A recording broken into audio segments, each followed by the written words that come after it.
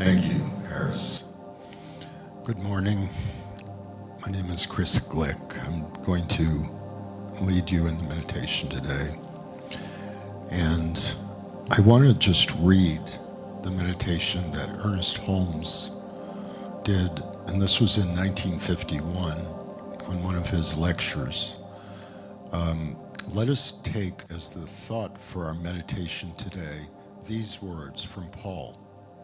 We are a colony of heaven, and we wait for Christ, who will transform the body that belongs to our low estate until it resembles the body of his glory.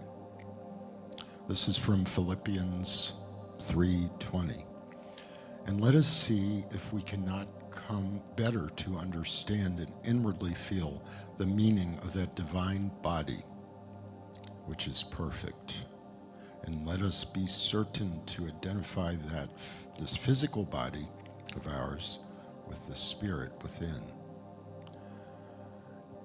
The body of mine, this body, is a temple of the living God. And as I wait upon this living God, I know that every action, every cell, every atom of my being is at this instant brought into perfect harmony and perfect health, that every shadow of doubt, worry, or fear is instantly dispelled from the radiance of God's glory, which is within. And as we just go within and be conscious of the breath that is also going in as you allow, as Spirit guides this breath, you just allow, you are open. Breathe in deeply and then release slowly through your mouth. I sometimes do this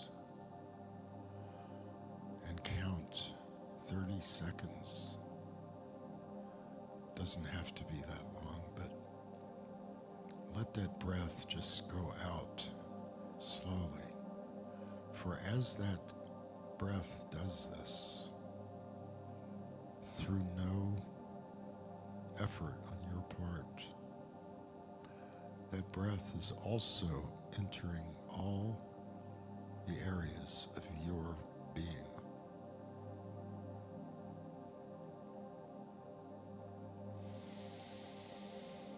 Breathe in, hold for as long as you can, let it out slowly through your mouth.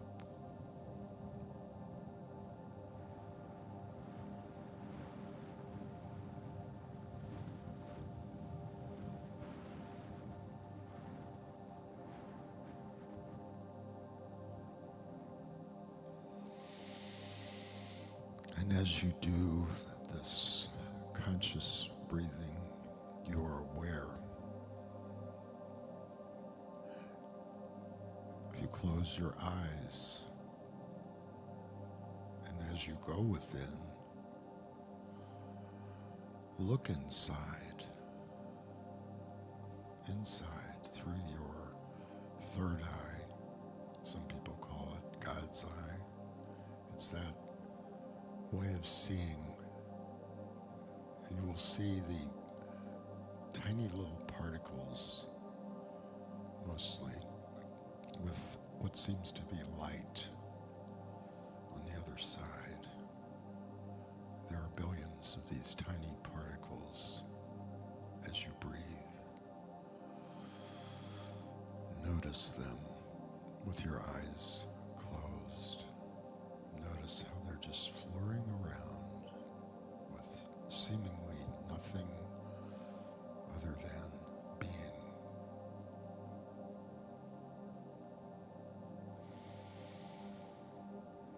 Allow the vibration that you feel and sense through your sensory centers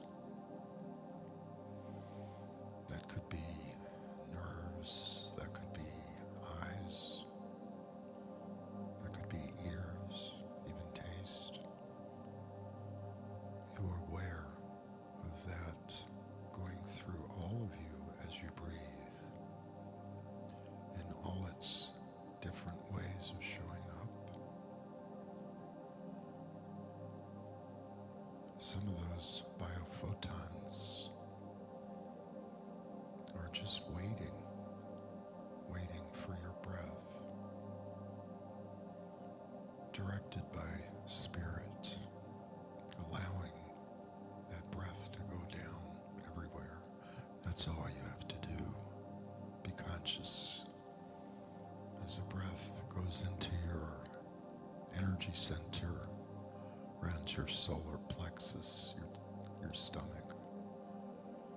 Feel that energy there. Sometimes we experience feelings of tension there. Allow that breath just to go down there and carry those particular biophotons to that area. But just allow it there. And it starts to feel better.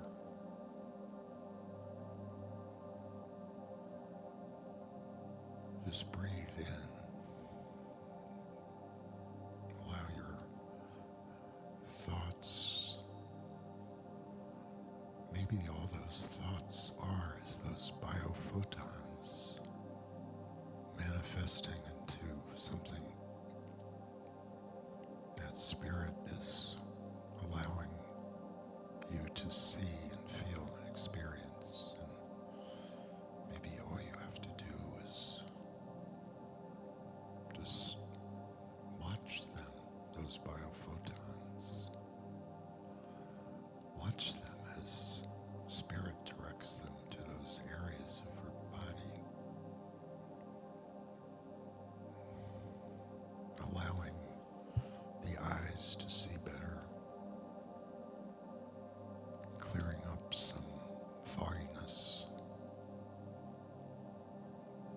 These are Spirit just breathing you. You're allowing Spirit to breathe you. Deep breath. Release slowly. Allow that breath to just go everywhere around your being,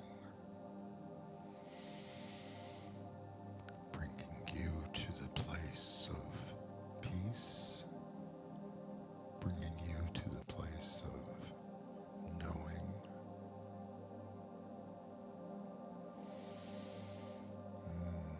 Yes. Feel that lifting the fog inside, allowing the clarity, seeing the thoughts as they are carried away. Most of them, some of them. You just give loving embrace to, because those are the ones that are making you feel. For when you feel, you're sensing. And then Spirit activates more, allowing expression. In this state, just keep going deeper.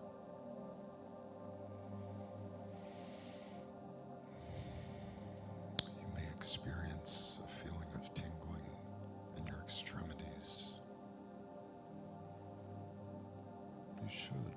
It's a wonderful feeling. Allowing the tingling, knowing that it is dancing. Yes, dancing those veins and arteries and just dancing your whole body as life through your breath flows through, rejuvenating all those areas that may be calling to you through your nerves that allow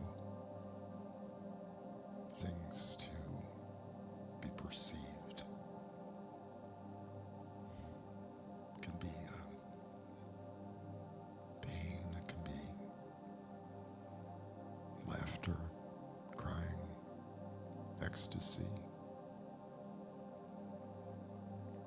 You go in this place, open, breathing deeply, allowing that breath just to do its thing. That's how you breathe anyway. When we sleep, our breath just keeps going. Something inside just allows this, even when my physical body is at rest. Something is there. I might even be asleep, but something is aware all the time. And in this meditation, we go deeply into that place. Yes, because it's there. We just close our eyes and just breathe deeply, and then hold that breath, counting it, releasing it slowly. Even 30 seconds of doing that.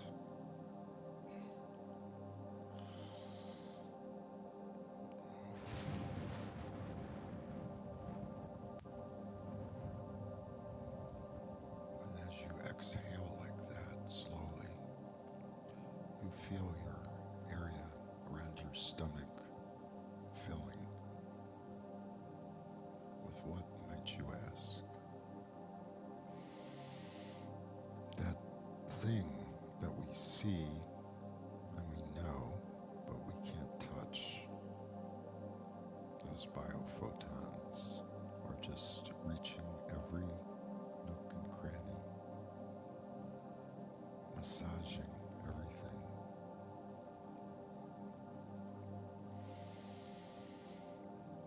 Breathe deeply. Release through your mouth slowly.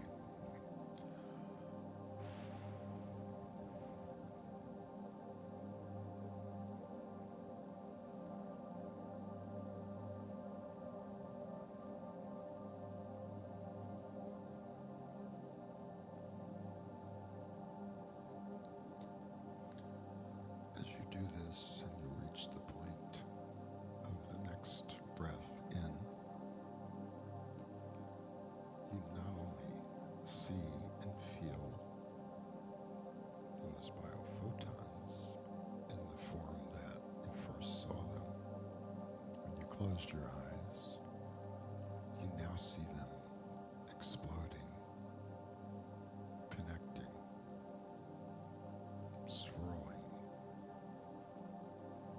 I see them right now in my stomach area, just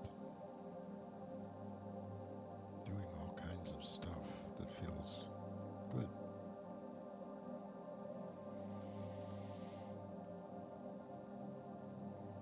And you just breathe in this presence of bliss.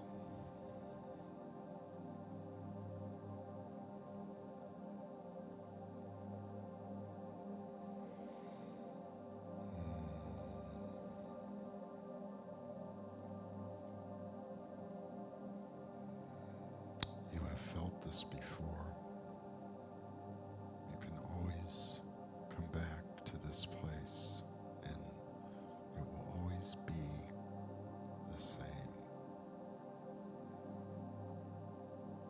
When you do this, you go deeply inside. Your communion is with that presence that is all there is.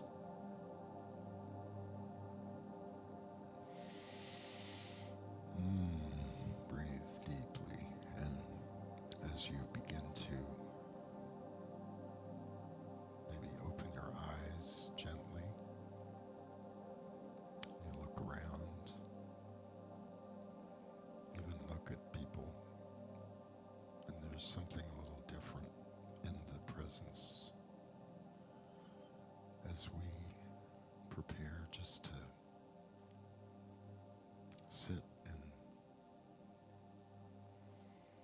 stay in this space a few more minutes.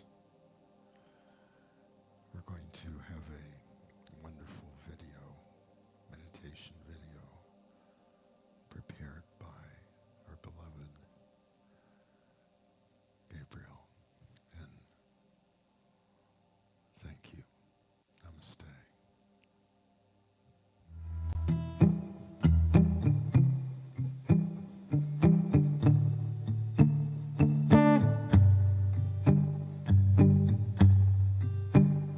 When the night has come and the land is dark and the moon is the only light we see, no, I won't be afraid. No, I won't be afraid. Just as long as you stand by me. Oh, darling, darling, stand by me. Oh, stand by me. Oh, stand by me. If the sky we look upon should tumble and fall, or the mountains should crumble to the sea, I won't cry, no, I won't shed a tear. Just as long as you stand by me. Oh, darling, darling, stand by me. Oh, stand by me. Oh, stand by me.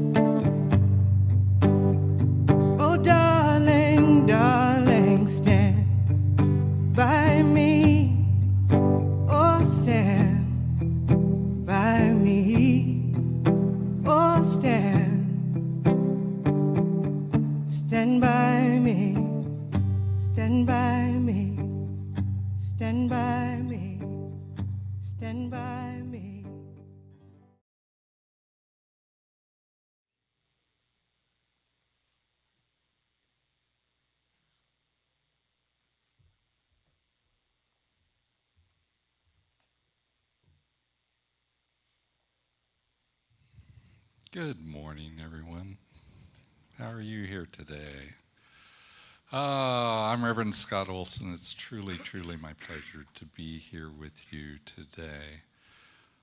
We've had a big weekend here at Ahiah already. We hosted Amma, who is a living saint from India, and they had 2 days of functions at Ahiah here. We had about 300 people here on Friday that kind of came through on the entire day, and then they did a meditation event yesterday, and so it was a lovely time. And you know, one of the comments that they made over and over again was the lovely energy that we have here at Ahiah. And you know, I think that's true. It's one of the things that I noticed the very first time I came here was, you know, I walked through those brown gates and I just had to stop because I felt this overwhelming sense of peace. And I think for those of you that were here just a few minutes ago in the meditation service, that's the energy, right? That energy. And so thank you, Chris, for leading that meditation service. So we want to go ahead and get started with our Sunday celebration this morning. I am a little bit punchy this morning because I was here from 6 in the morning to about 11:30 at night for the last two nights. So fortunately, we have a guest speaker because I'm not sure what would come out of my mouth today. But we're going to have a lot of fun. So please let me go ahead and introduce a few of the people that make this possible here on a Sunday. And I want to also welcome our viewers online, all those lovely members and others that join us every Sunday. So today we have our music team. I want to start with them. And first and foremost, our guest singers today are Connie Rouse and Stefana Dottis. Let's give them a hand. And then for the rest of our music team, we have Chris Glick, and we have Brian, we have Leon, who is doubling as sound today, right over there. And then we have other people, our practitioners. And Chris today is also our practitioner today, who's going to be doing our invocation, reading, and he'll also be doing a power talk a little bit too. And then there are people that help us to, manage the technology and be volunteers in all the different ways that they're volunteers. So I want to say thank you to Harris back there, who's tickling the keyboard keys to put us online. And then we have our youth program. Our youth program is a huge deal for us, and we have Miss Lisa Ortiz as our Youth and Family Ministry Director, and she puts in so much effort here. And I want to say thank you also to Malachi and to Matthias, who do our teen program. So with that having been said, I'd like to go ahead and ask our music team to come up, and we're going to start off with a congregational song. So I'd like to invite you to go ahead and stand as we sing. The lyrics will be up here on the screen. And for those of you at home, sing as loud as you possibly can at home, because nobody else will hear you. It'll be wonderful. All right, so take it away.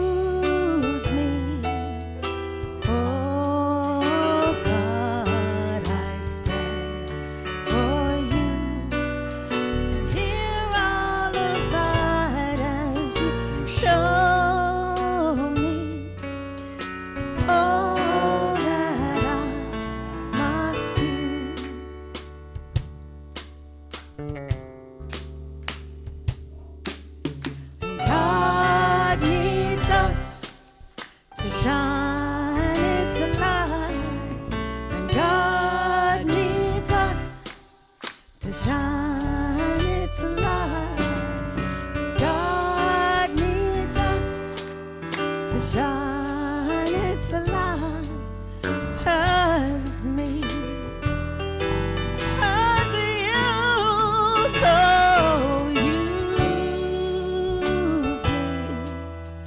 Oh God, I stand for you, and here I'll abide as you show me all that I must do.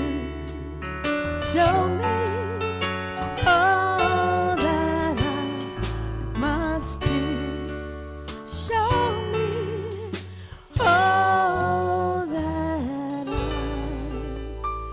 must do.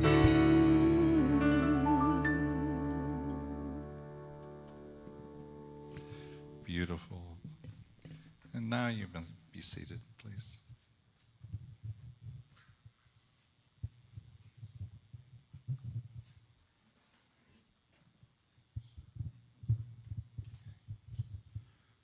All right.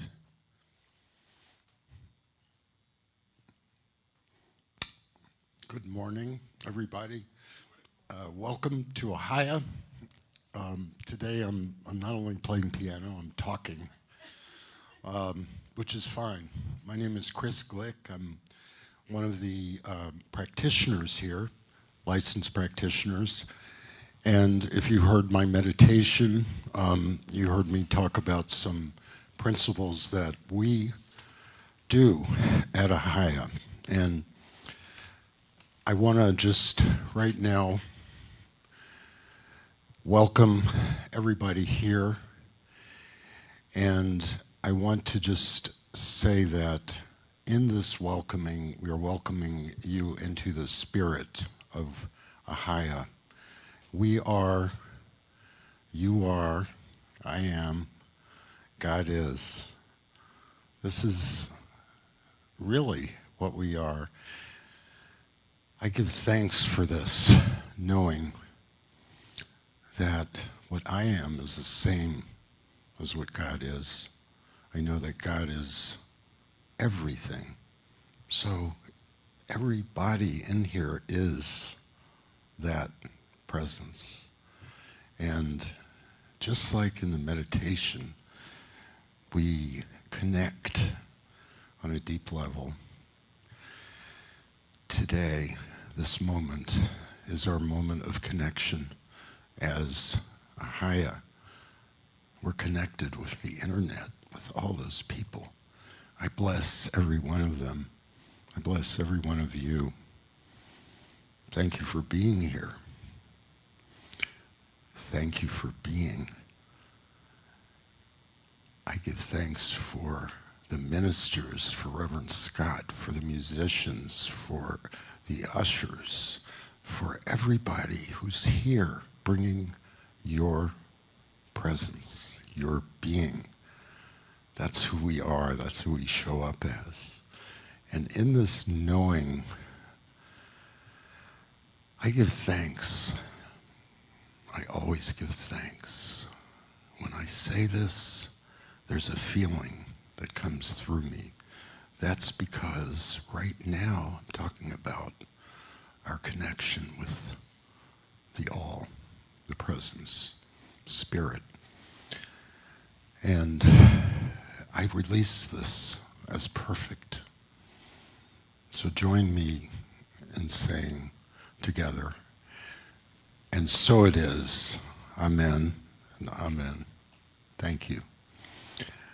I'm going to read something from the Science of Mind magazine. And this one is called, it's from June 13th. So we're kind of projecting into what is.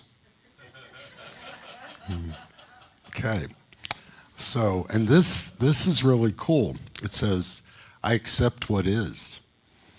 Don't go changing to try to please me. I love you just the way you are.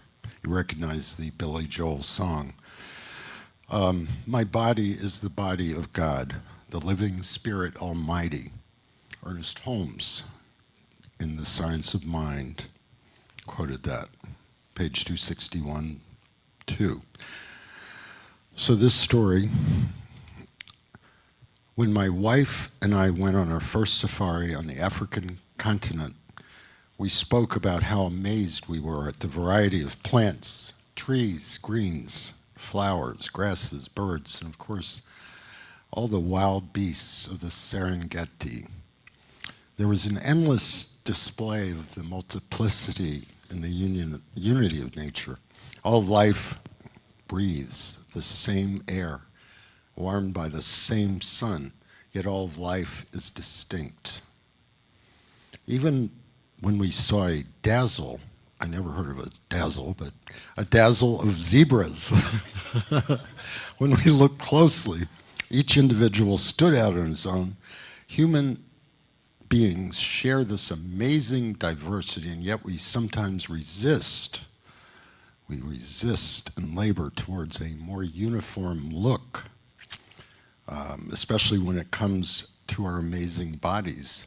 We are bombarded with images of the perfect male or female form. No space for gender nonconforming or transgender people or anyone outside the norm in most of the mass media.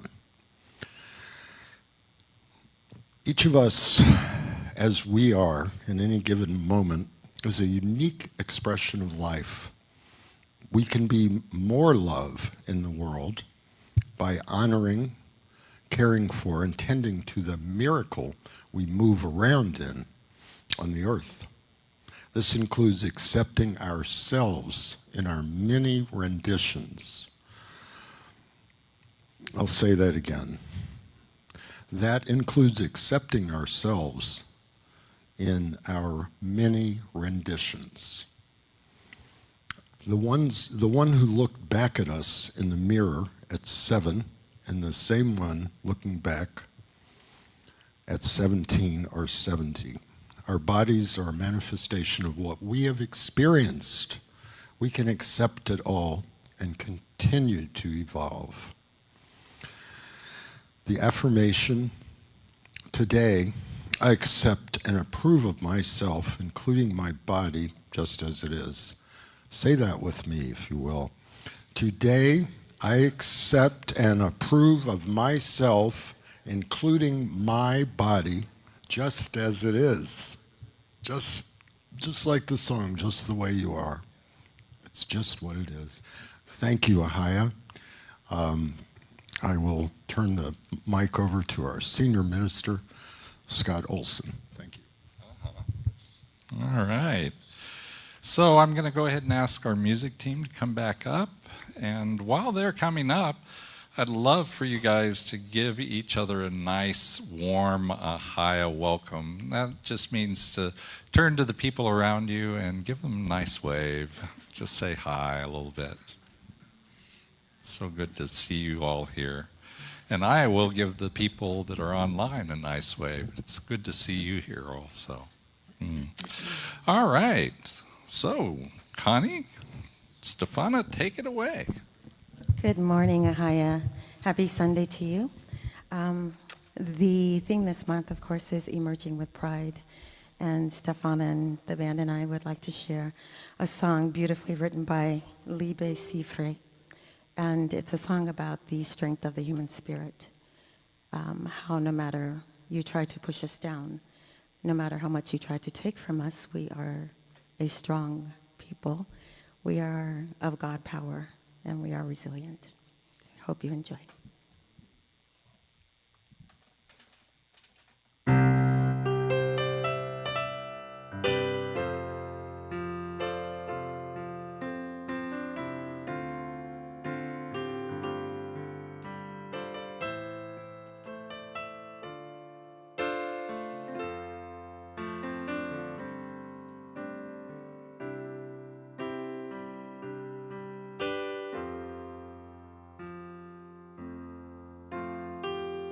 The higher you build your barrier,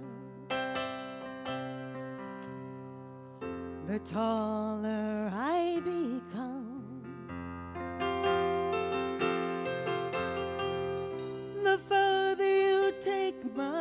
fades away, the faster I will run. You can deny me, you can decide to turn your face away. No matter, 'cause there's something inside so strong. I know that I can make it, though you're doing me wrong, so wrong. You thought that my pride was gone. Oh no, there's something inside so strong. Oh, something inside so strong.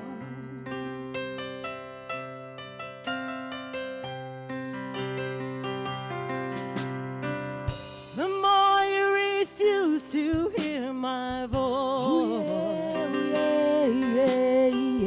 the louder I will sing. You hide behind walls of Jericho. Your lies will come tumbling. Deny my place in time. You squander wealth that's mine. My light will shine so brightly it will blind you. 'Cause there's something inside so strong. I know that I can make it, though you're doing me wrong, so wrong.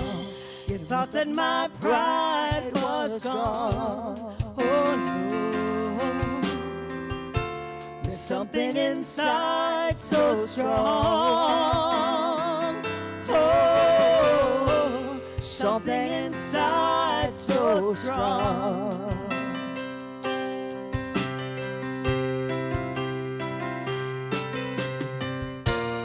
Brothers and sisters, when they insist that we're just not good enough, good enough.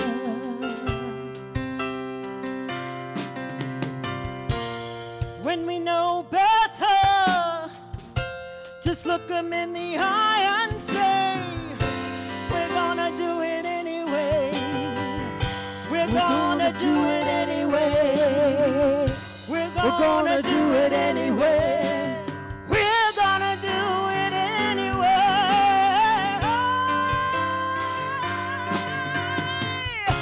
There's something inside so strong.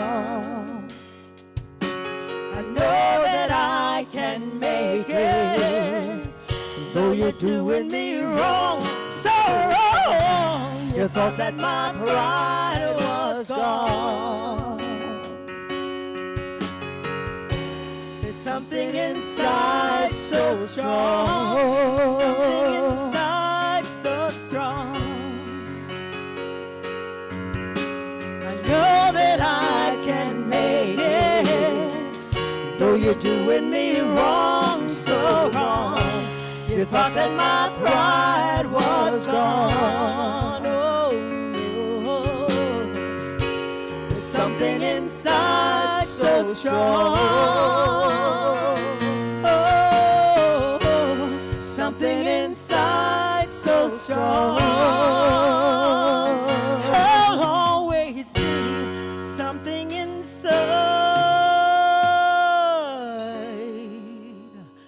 so strong.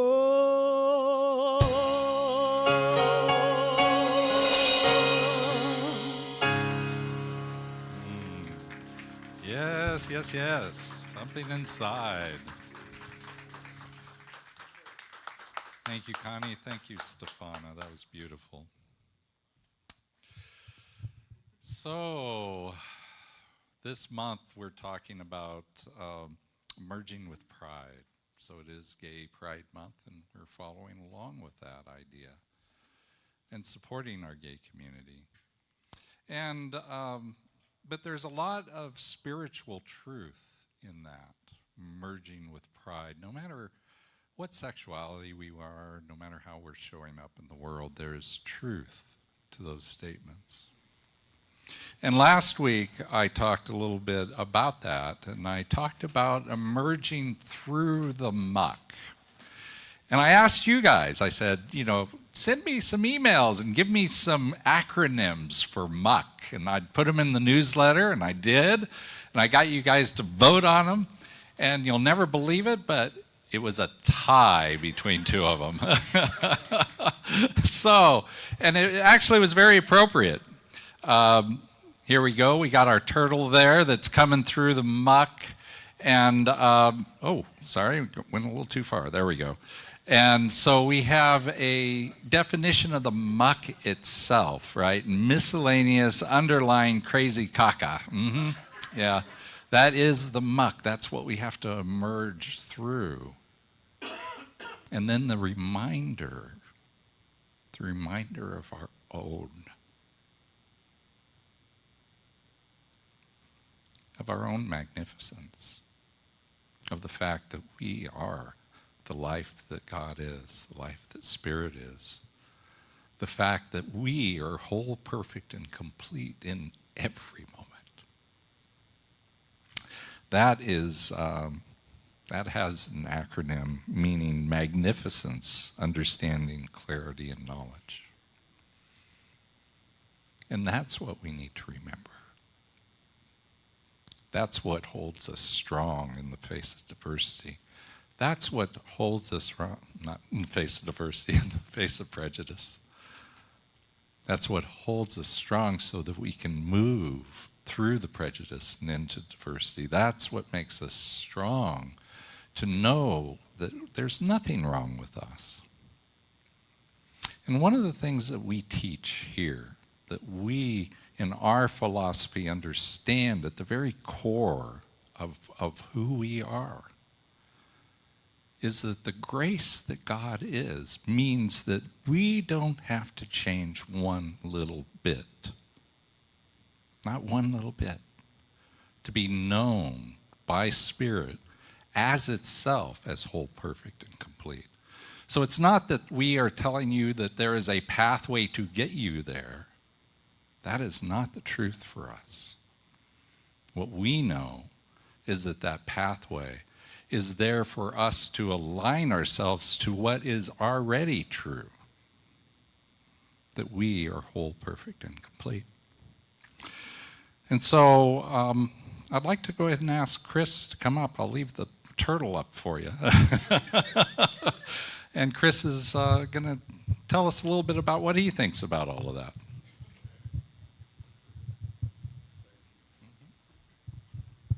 Thank you, Reverend Scott. Good morning again. I'm still Chris Glick. I haven't changed. Like Reverend Scott, I burned the candle at both ends. So I went to bed at 2 in the morning.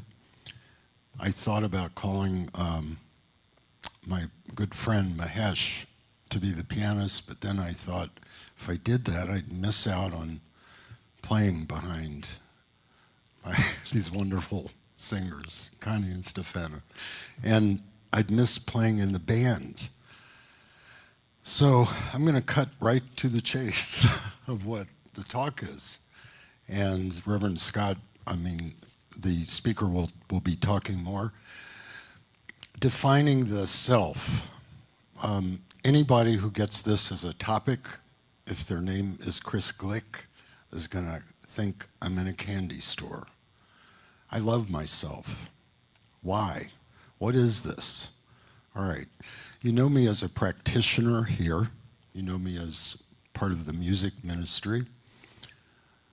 I want to just do something. Remember when Reverend Scott asked everybody to just kind of greet each other? If you're good with this, I'd like to just take that a little further. It's an experiential. exercise in consciousness. It's going to take like seconds. So I'll start by saying this, and this is what you're going to say to each other. Thank you for being here. Thanks for showing up. It's so good to be with you. I want you to now say that with me. Look at somebody and say it as you say this. Thank you for being here. Thanks for showing up. It's so good to be with you. Okay.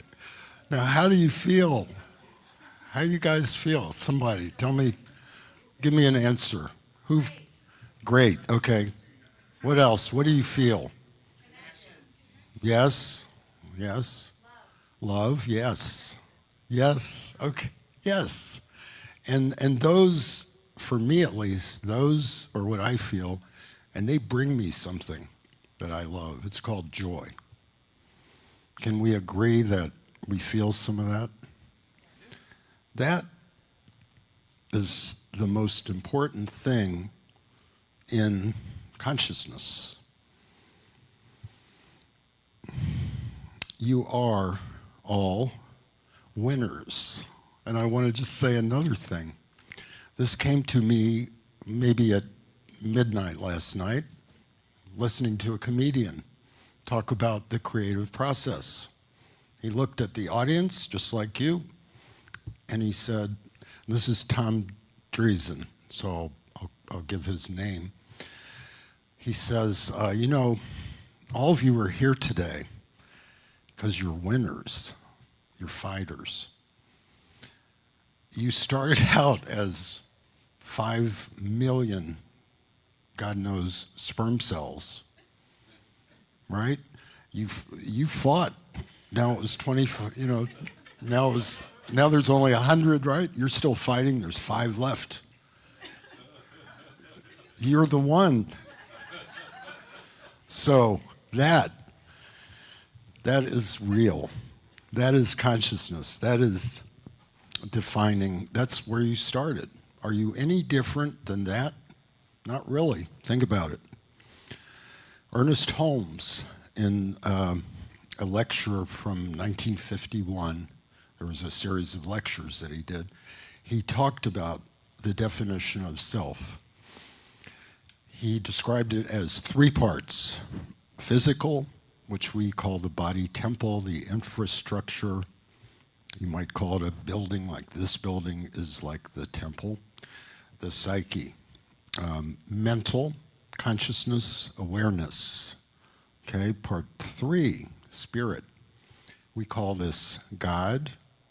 We call it many things. Today we called it connection. We called that idea as the 3rd part. It's kind of like the glue in this 3-part being that we are. There are 2 things that happen when you're a child. You're going to say you're 3 years old. You see a bright red ball. You just run after it. Your face is lit up. You grab that ball. You're alive. That's who you are. You are that energy picking up that ball. Yeah, physically, your hand had to pick it up. Your body had to run. Mentally, you were just feeling joy. What directed you to that ball? Okay, we call it spirit. Intuition is a grown-up version where when I looked at this to talk about today, defining the self, to me that is, what is mine to do? So here I am, I have this physical structure, I have this mind, and I have spirit. These 3 things asks, what do I do with all this? Okay, so the answer is the way we do our lives. When I was 3 or 4 years old, my brother, myself, my younger brother, and my dad hiked in Estes Park in the Rocky Mountains, where my family had a a place, years ago. And my father pulls us quickly to the cliff, right, the inside, the mountain, not the part where you'd fall off. And he pushes us into this thing, and we didn't know what was going on. All of a sudden, there's a cloud, and it starts raining. This was a cloud burst in the west, in the mountains. Then we walked down, and somehow I was in a beaver pond. Don't ask. I was in it. I remember this. It was 3 or 4. They didn't bite me. It wasn't anything like that. I was like that kid finding the ball. I was guided by spirit through my dad to not get in the rain. I was guided by the spirit pulling me to these creatures. Nothing other than that. Physical, mental, spirit. Later, after 6th grade, summer vacation, we had middle school, 7th grade. We called it junior high. My teacher says, write an essay. What did you do this summer? Well, how do I describe fun, right? It's all fun. So I called this Me, Myself, and I. And I wrote about myself and how much fun I had. That's the energy of whatever I did. Who cares what I did? Later, and this is a later that some of us have lived with early part of our lives or whatever, I found myself behind bars, not a bar that you drink at, but a place where you're there because you did something not right. Well, I was convicted of selling drugs. A lot of people like myself who lived in the 60s, that was just part of who we were back then. So in that place, as I was learning, I was an avid reader. I had already knew who Viktor Frankl is. I knew a lot, but I had to come to terms with something else in order to grow. I did a transactional analysis class. The facilitator said on video, tell us who you are. All I did is I said, I'm a human. I had to think, what else am I? Really.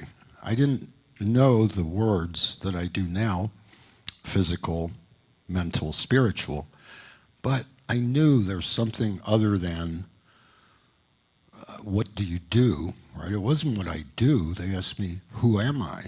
So I said, I'm a human being. I play music, I read, I write. At that time, I may not have been, I was doing public speaking too. I was in my early 20s. So I'm just saying, these are 3 points in life where this understanding of who I am came forth. I'm not what I do, it's how I show up. Today, when I asked you to just say hi to everybody and thank everybody, thank yourselves, wow, that's showing up. That's all we do. And we are accepted, we are completely free of anything holding us back. We are free. And I will finish with this. I'll refer back to last night.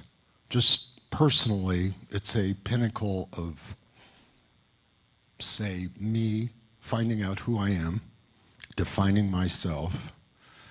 I was told by a group of comedians that I slayed.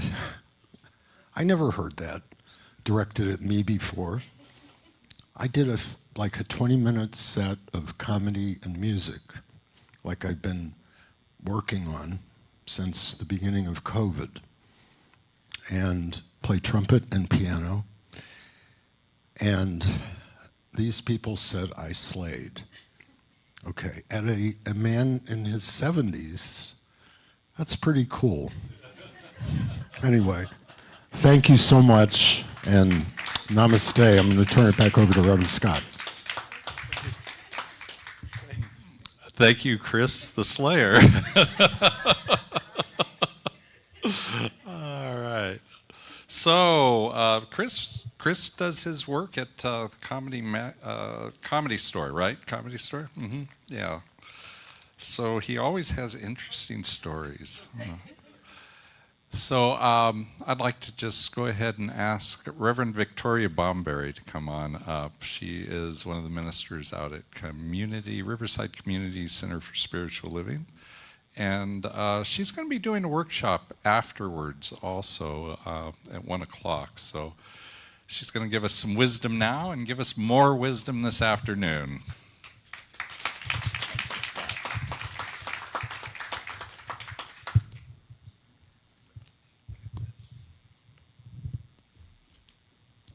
Well, Estongo Chukayadega. And that's good morning. Reverend Victoria Bomberry, Chehefkaros. My name is Reverend Victoria Bomberry, and I'm greeting you in my language, which is Muskogee. And I'm so glad that I can show up as a Muskogee woman as part of my identity this morning at this wonderful center. And, you know, I think it's true. This center has an energy that is so welcoming and warm. And, you know, you can always tell when there's practitioners in the house because there's something that is grounding and is just truth that permeates the entire place. So thank you so much, Chris, for providing that this morning and setting the tone for us so beautifully. You know, I've been waiting all week, really, you know, since last Sunday to find out what was going to win. I was like, wow, you know, I kind of thought about it a whole lot. And I was like, and I couldn't come up with anything quite as icky as what I saw in the newsletter. I thought, you guys really did a good job. Mine were pretty gross, but, you know, you got the icky down. And at the same time, you know, I kind of went in the other direction at the same time. It was like, okay, there's the muck and all that ickiness, but even that ickiness, not just ourselves, but even that ickiness has the magnificence in it. That's life, right?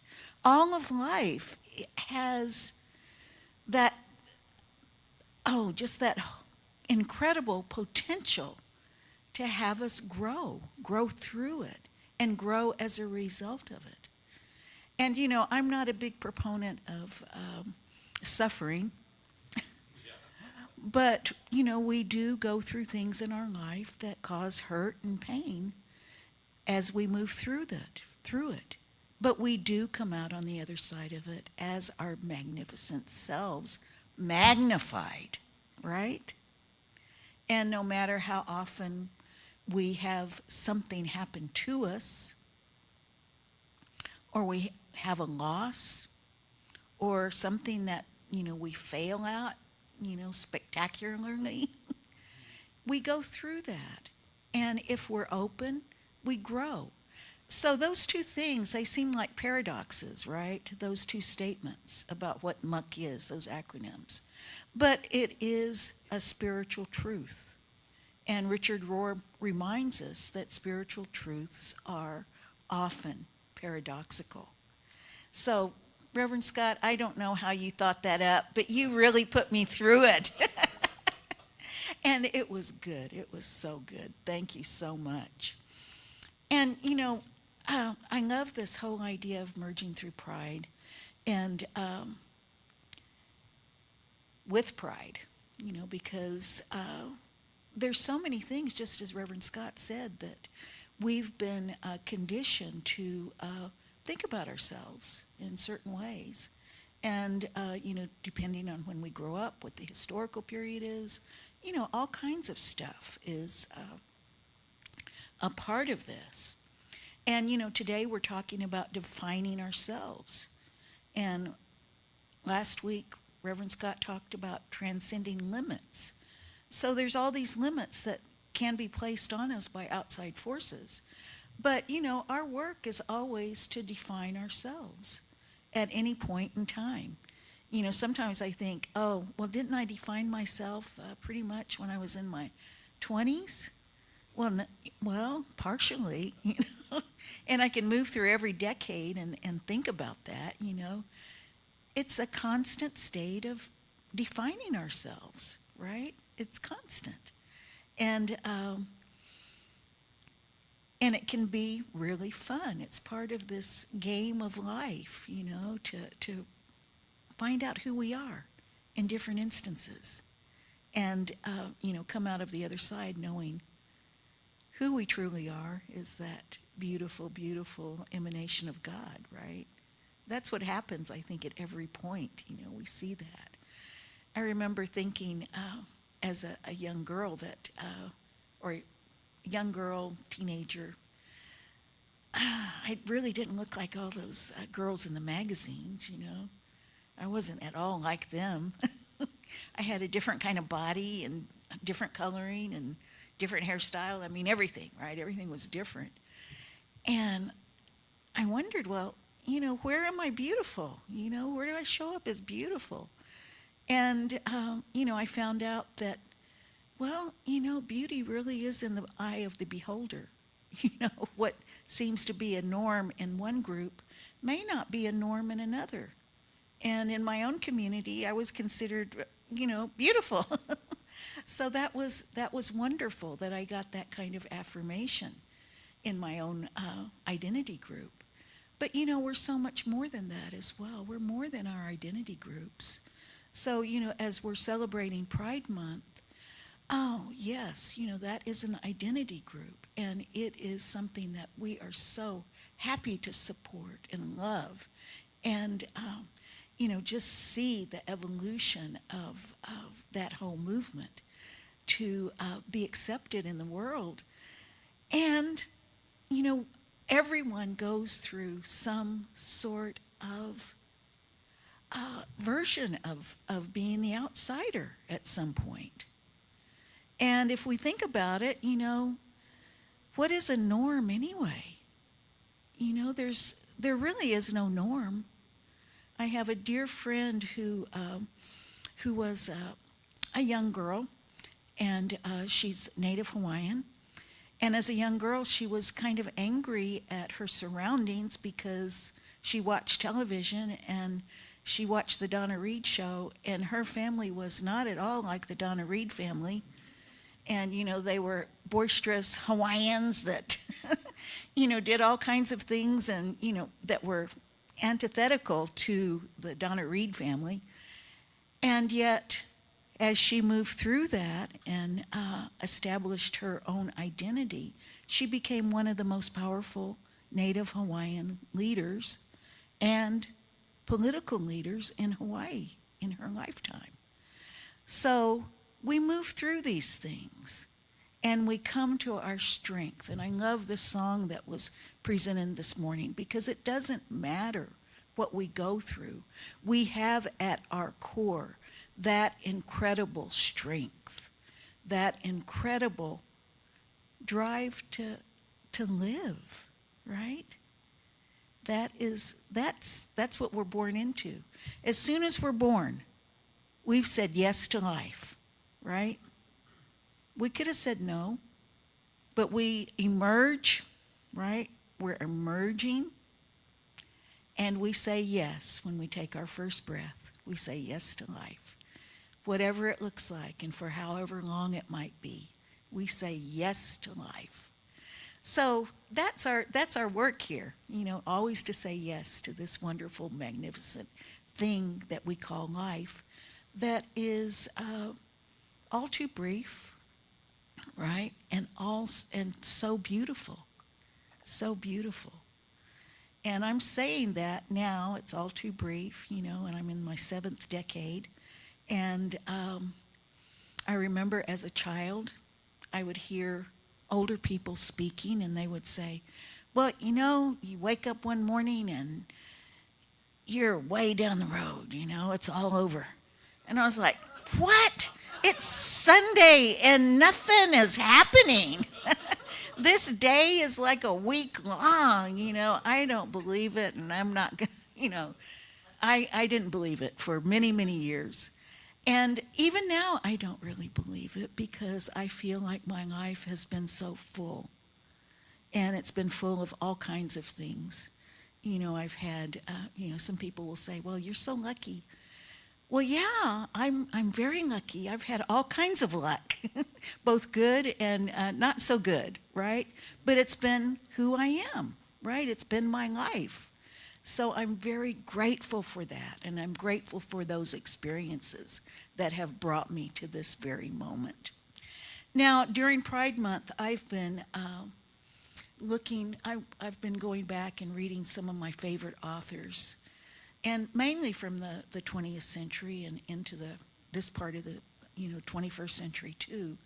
But I looked at James Baldwin, and I thought about James Baldwin because he was such an influential thinker, and he was so deep, and he was born about a year before my own father was born. And, I know the kind of life my father was born into. It was hard, going through not only economic hard times, but the kinds of prejudice that people had to deal with at that time. And James Baldwin, as this bright, bright light, this genius, never let his light go out. He continued to explore. He continued to radiate his brilliance at whatever he took on. Writing about himself, his own experience, in a very powerful way. Writing novels, poems, essays, having a great influence on the civil rights movement. Coming to explore what his sexuality was. And, what he writes about as far as his sexuality goes is that what he has put into print, what he has talked about, is loving. How do we learn to love? That's how he characterized his work. How do we learn to love? So he didn't really talk about himself as a gay man per se within that culture or identity as a gay man. He talked about who he loved and how he loved. And he said he felt comfortable with that. And he said he didn't have any problem with how other people presented it or how they came through it and what kind of support they got through this burgeoning gay movement. But for him, it was something different. It was how he learned to love in his life. So I think that his quote that I'm going to ask that goes up on the board, you have to go the way your blood beats. If you don't live the only life you have, you won't live some other life. You won't live any life at all. And I think that is so true, right? We can't live anybody else's life. We can't step into Donna Reed's family and have that television family and that perfection, right? It doesn't exist. That is not a norm of any, by any stretch of the imagination. We can only live who we are. And when we can feel our own heartbeats and we can understand that we are so unique and we are so beautiful, and we all have something to contribute that is magnificent, whether it is something as small as a beautiful smile, or it's something as awesome as your energy, making the room warm and welcoming to everyone. Whatever it is, everyone has a gift. And you know, I'm particularly fond of those beautiful cooks that we have who put all that love in the food, and you can get their recipes all you want, but you can never make the same dish. You all know what I mean, right? That is some real love, and that is a unique gift. But everyone has one. Everyone has that uniqueness. Everyone has something that is so precious, and it is your own unique beat of your heart, beat of your blood coursing through your body.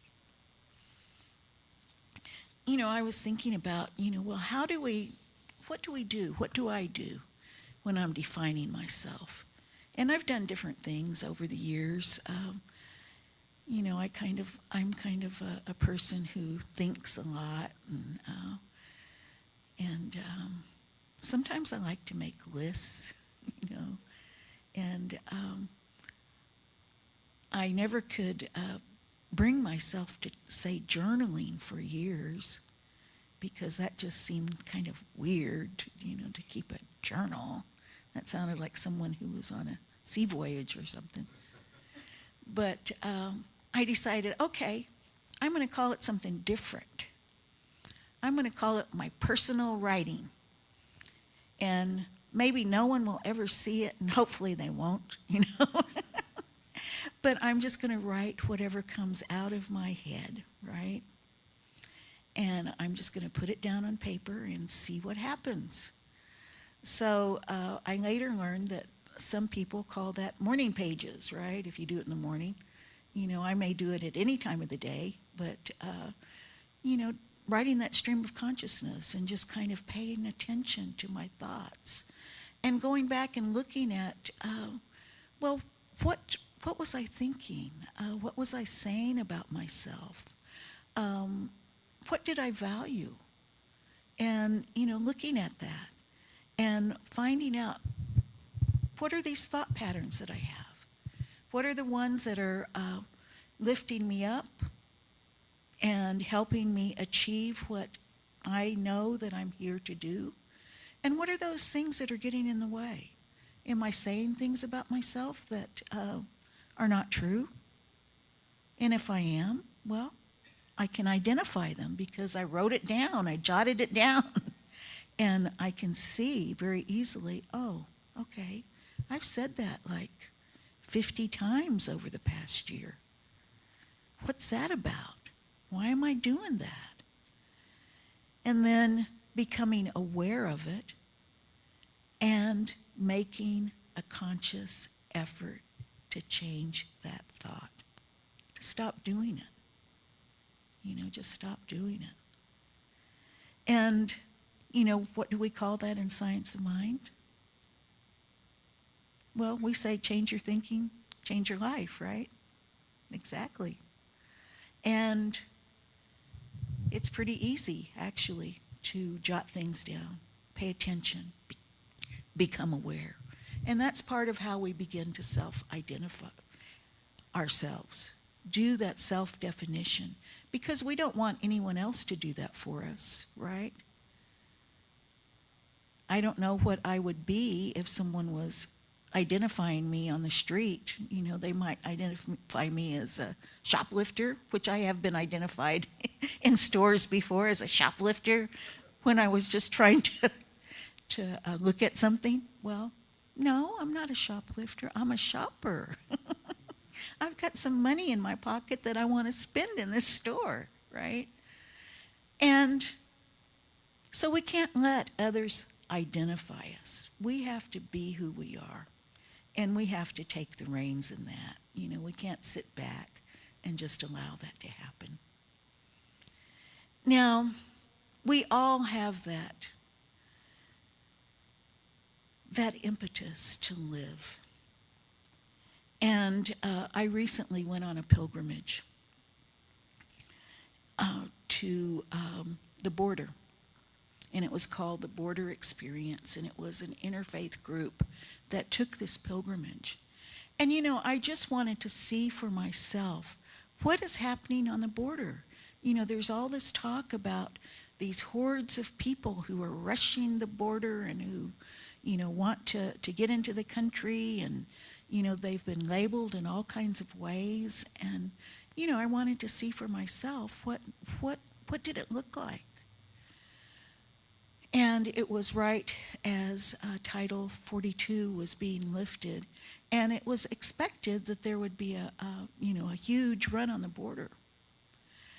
So I went with a group, and we went to visit a shelter in Mexicali, and we went to Calexico as well to see what was happening there in the detention centers. And I didn't see hordes of people. I didn't see that at all. I saw people who were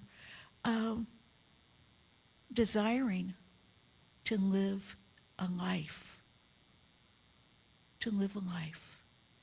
And many of them, in their testimony, they talked about the violence that they were fleeing. Some were fleeing gang violence. Some were climate refugees.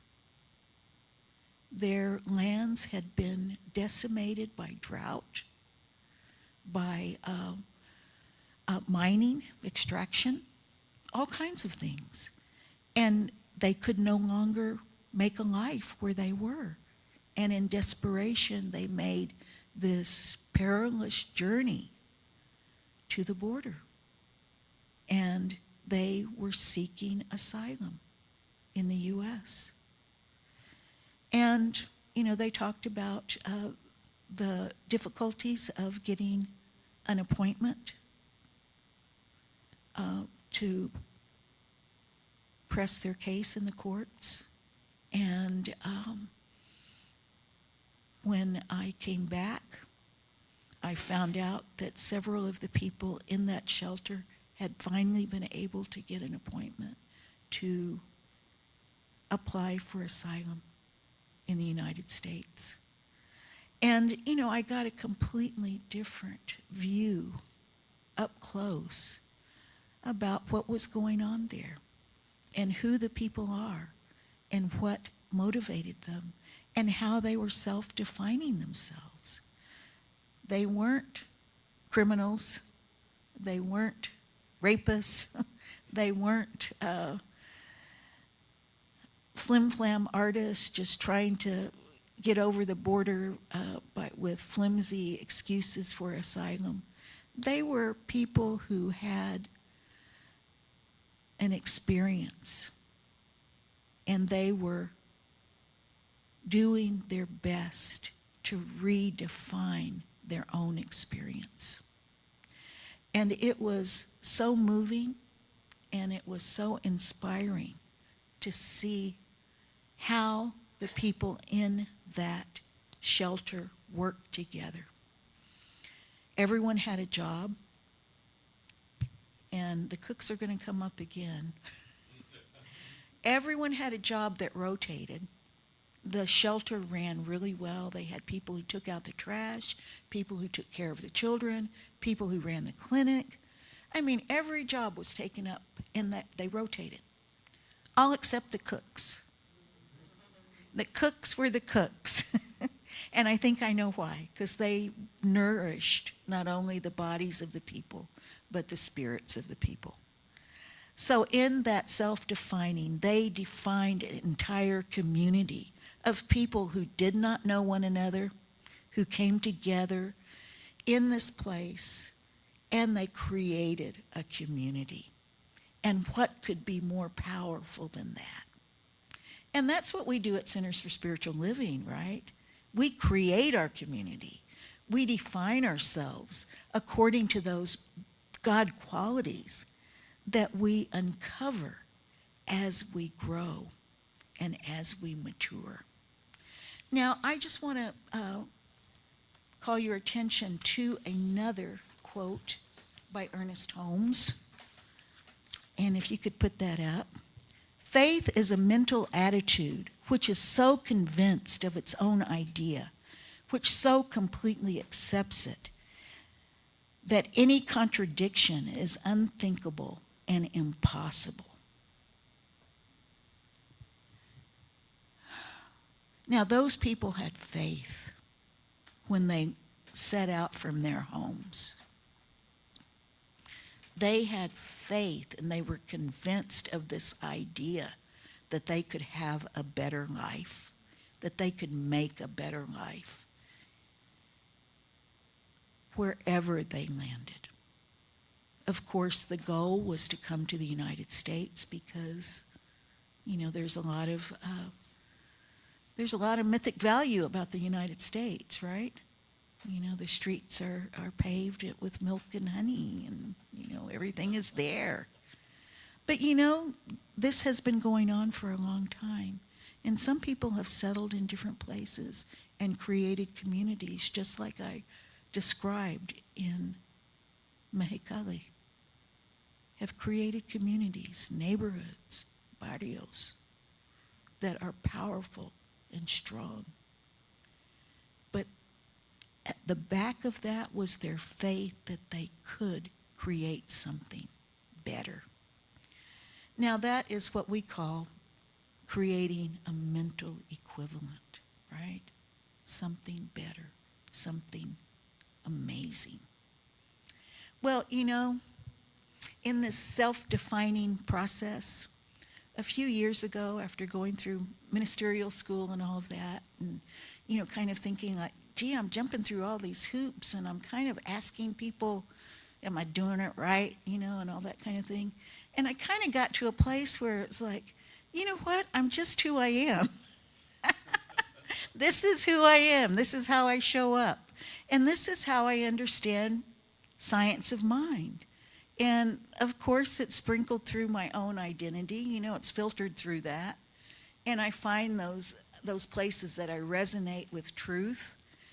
And that's who I am. That's who I show up as. I am who I am.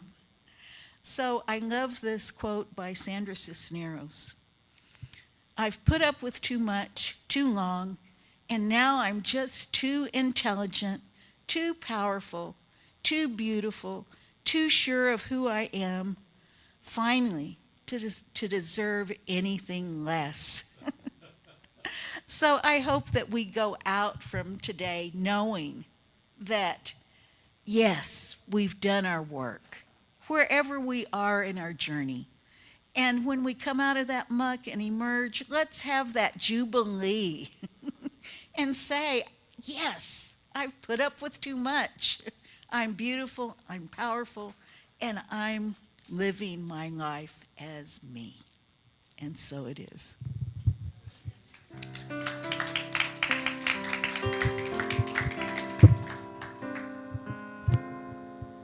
And let's turn within.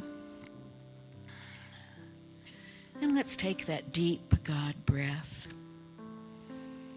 That breath that is so refreshing and is a reminder that God is always closer to us than our breath.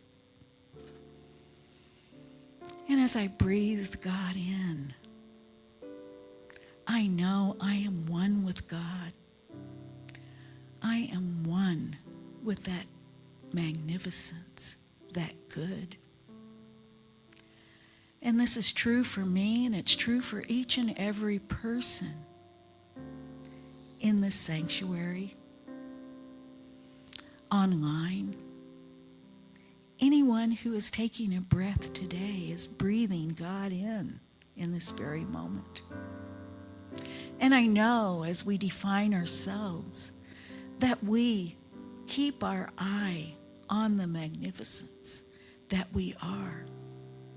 That we come together in community, in relationship,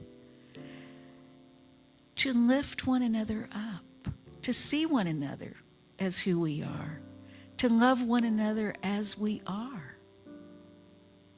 in any given moment. Because we know in the depths of our being that the reality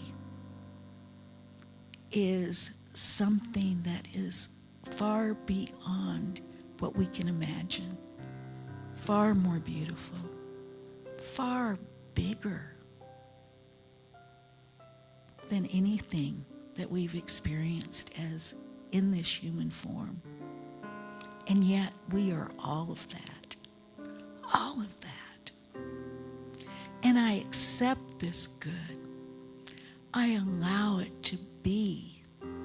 I allow it to work in me and through me and as me. And I am completely one with God, one with creation, one with each and every person who walks this earth, one with the ancestors, one with life. And so it is.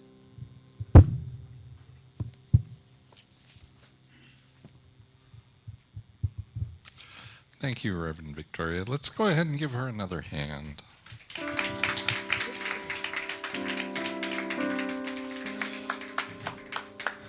And so now's the time for our conscious contributions. And so if you are here today, there are offering envelopes in the pew, and we would love for you to put your name on that so we know who it comes from. And we have, is that Ruby?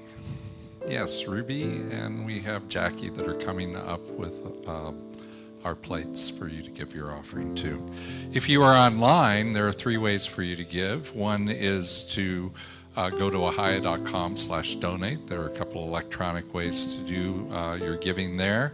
You can always text to give to 616, not 626, but 616-229-2225. Just text the word give and it will ask for all the information to get you going. Or you can always mail in a check to our address showing on the screen here. And you know, I love to get little love notes when you do that. It makes my day, makes my week actually. So however you do that, let's go ahead and take that virtually to our heart. And we have a blessing showing up on your screen here. Let's say that together. This gift I give is God in action. I send it forth with joy, confidence, and ease. I am blessed by the law of giving and receiving as I now share my gift with life. Pressed down, shaken together, and running over. And so it is. Amen and amen. And so we've got Connie and Stefana here again. Let's hear what they've got for us, got in store for us. I'm starting to fade, I think, a little bit.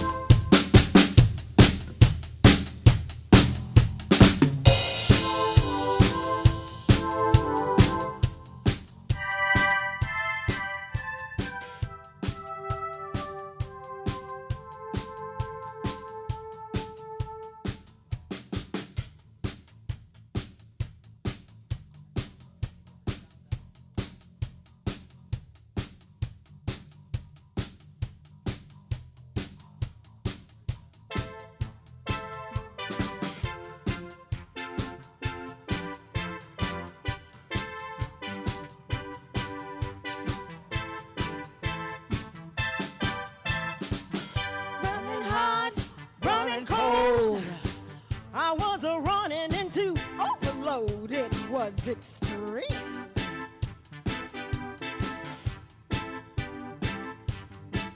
I took it so high, so low, there was nowhere to go like a bad dream. Somehow the wires uncrossed, the tables were turned. Never knew I had such a lesson to learn. I'm feeling good from my head to my shoes. Know where I'm going and I know what to do. I've tidied up my point of view. I've got a new attitude.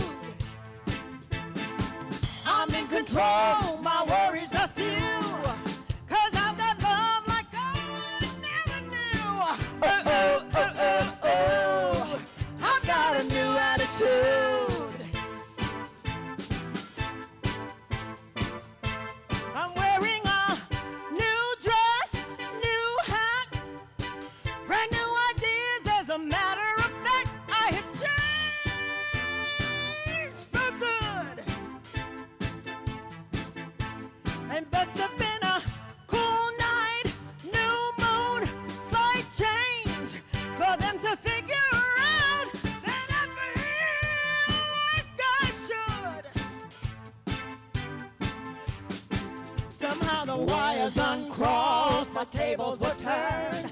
Never knew I had such a lesson to learn. I'm feeling good from my head to my shoes. Know where I'm going and I know what to do. I've tidied up my point of view. I've got a new attitude. I'm in control, my worries are few. 'Cause I've got love like I never knew. Oh, oh, oh, oh, oh. I've got a new attitude. Oh, oh, oh, oh,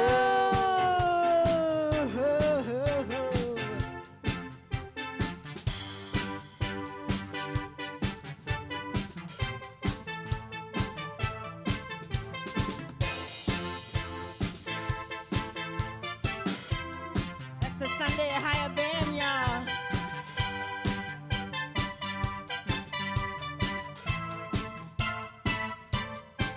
Somehow the wires uncrossed, the tables were turned. Never knew I had such a lesson to learn. I'm feeling good from my head to my shoes. Know where I'm going and I know what to do. I tidied up my point of view. I've got a new attitude. I'm in control, my worries are few. 'Cause I've got love like I never knew. Oh, oh, oh, oh, oh. I've got a new attitude. Oh, oh, oh, oh, oh. Oh, oh, oh, oh, oh.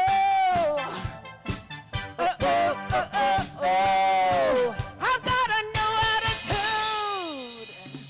Yes. I think that's what I needed. That took me back to the dance clubs of West Hollywood. My goodness. Yes. So let's give our youth some music. Come on up. Come on up, guys. You know, I often say that our youth program is not a babysitting service. These guys do some real work, and we love that they do it playfully and they enjoy it. So we're going to give this over to Lisa.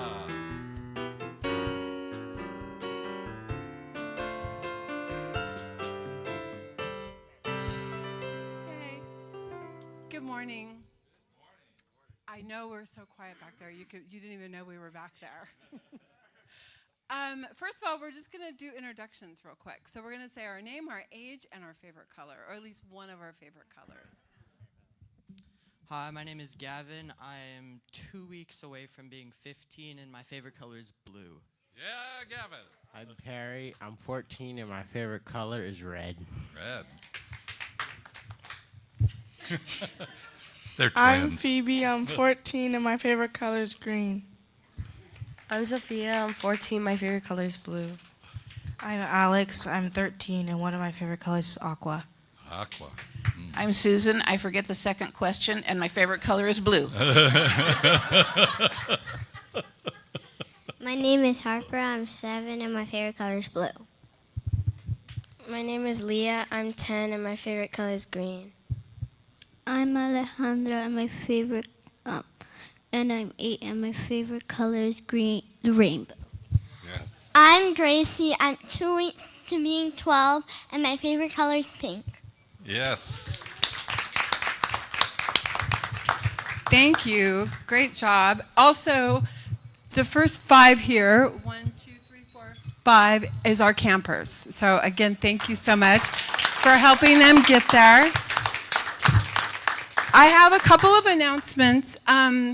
We had some more requests for wind chimes, so we thought we'd close that shop, but of course we opened it right back up. So if anybody wants a wind chime, please get in touch with me or Reverend Scott.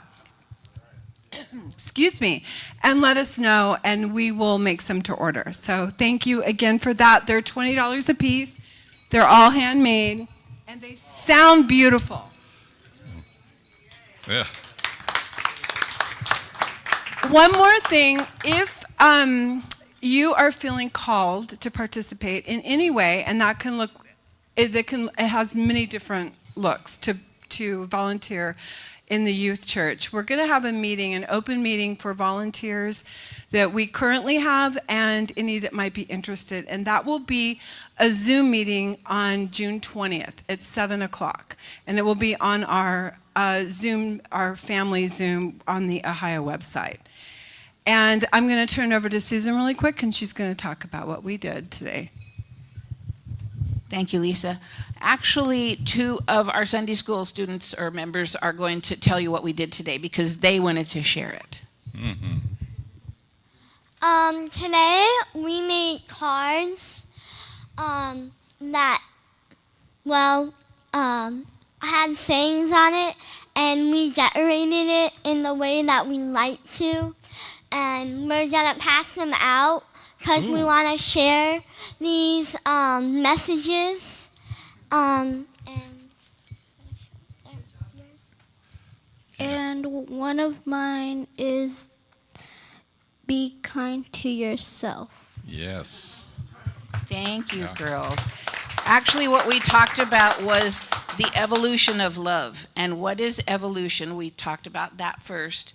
And then we talked about what evolution would be without love, which we decided would be pretty miserable, right? Mm-hmm. So that's why we're passing out the cards, because it was our time today to share with you our love. So Yes. that was our message. I love it. Thank you. Also, thank you to Susan, who is an amazing volunteer that comes every Sunday. And we love her very much. And Malachi, who's cleaning up the paint. We made a beautiful banner for Juneteenth for next weekend. So we'll all get to share that. So that's what he's busy doing. Oh, there he is. There he is. Can't be out of the All right. limelight. Thank you, Malachi. Thank you, everybody. Oh, and while we have Susan up here, last week we had a paint and sip food, fundraiser, which was absolutely magnificent. I have never painted a brush stroke in my life, and this is a picture of my painting. Can you believe that? And my husband, who is a painter, looked at it and went, "Oh, that's pretty good." It was all about the instructor. Absolutely it was. So thank you. And we made a profit of $656.54 to help in sending our teens to teen camp coming up next month. So thank you so much, Susan, for all of your effort and for the donation of the supplies too. Yes. Susan not only donated her time, but all the supplies too. So. All right. Thank you, guys. Just a few more announcements. We have today, we have Reverend Victoria Bomberry. I'm going to hand the microphone to her. She's going to tell us a little bit about her workshop.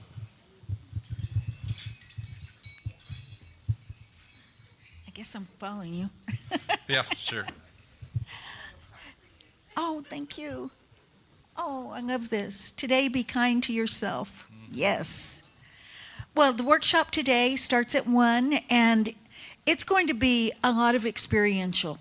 And we're going to be talking about what it means to live in the sacred and how we do that, in the world that we live in now, where we see a lot of things that are happening that are, the culture has come through something that has desacralized nature. Right? So we're going to go deep into that and connect again with our environment, with the nature that we live in. And we're going to be making some bundles, and we're going to be doing a medicine shield. So that will be the fun things that we're doing, and you don't have to listen to me talk the whole time. Yes. So that's even better. We'll be doing some hands-on things. So I hope you all can come. What I love about Reverend Victoria is she brings to this workshop the knowledge and the innate wisdom of the first people. It's a $20 love offering. A love offering means nobody is turned away. So, we would love for you to be there no matter what. So that is at 1 o'clock. It'll be in the fellowship hall right back there, and we'll also be doing some stuff in the meditation garden. So I want to remind you about Juneteenth. Is Nancy Johnson here, by the way? No. Okay, she didn't come. All right. So we have a whole group of people who is putting together quite the shindig next week. So we're going to have food. We've got dancers. We've got information about the Juneteenth experience. We have cultural information, and best of all, we just get together and be together and eat some good food and have some good fellowship. So that is next week, right after service. We'll be doing that. The following week, on the 25th, we got a lot going on the 25th. If you have become a new member of Ahiah in the last 3 years, because we haven't had a new member Sunday since 2020.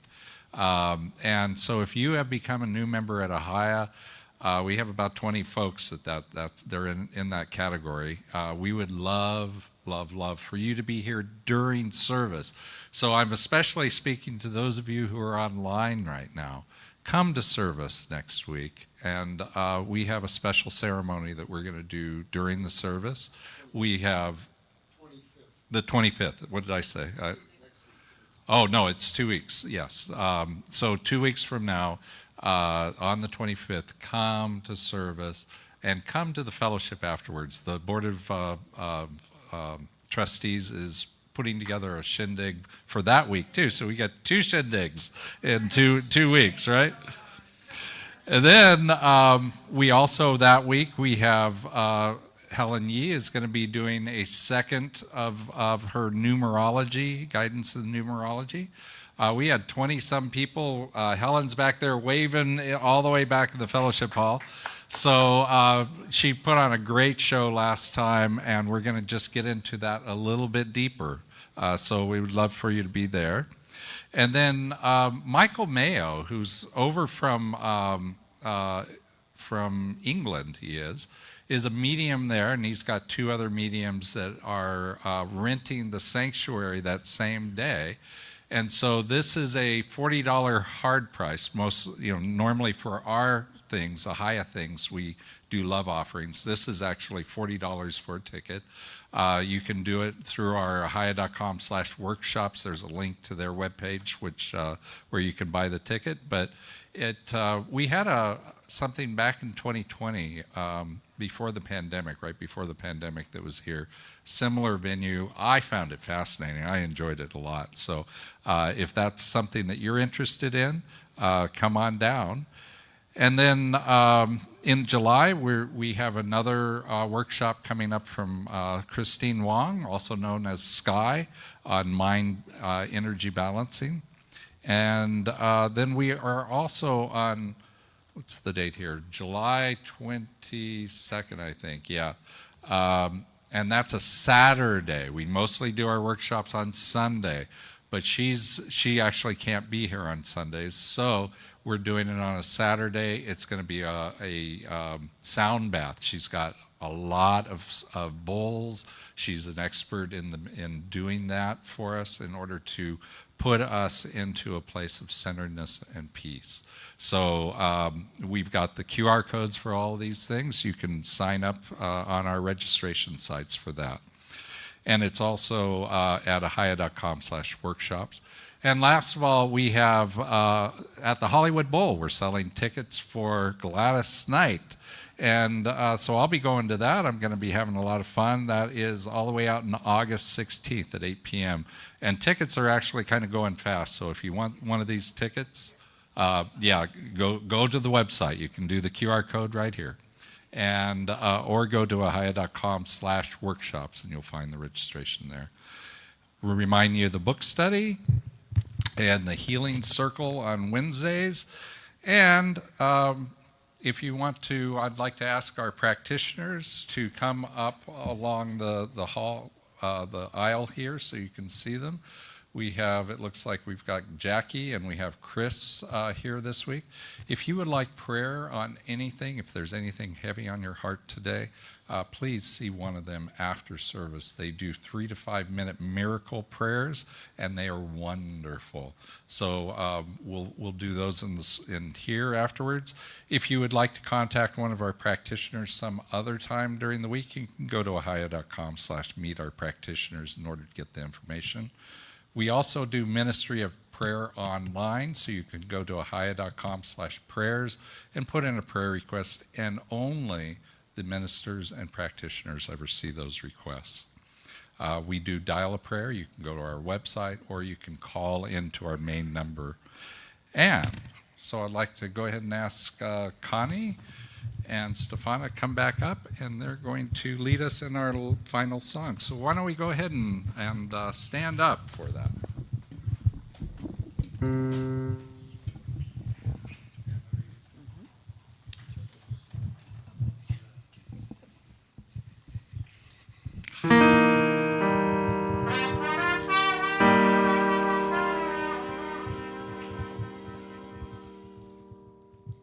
I release and I let go. I let the Spirit run my life, and my heart is open wide. Yes, I'm only here for God. No more struggle, no more strife. With my faith I see the light.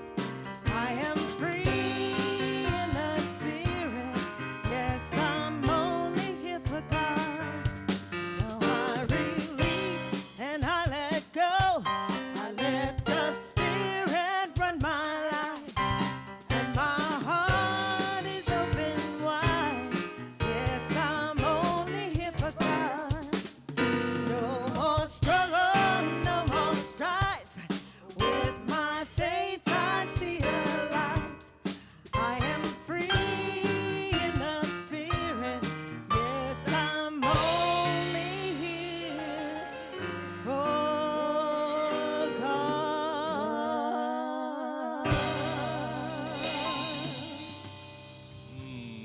Thank you.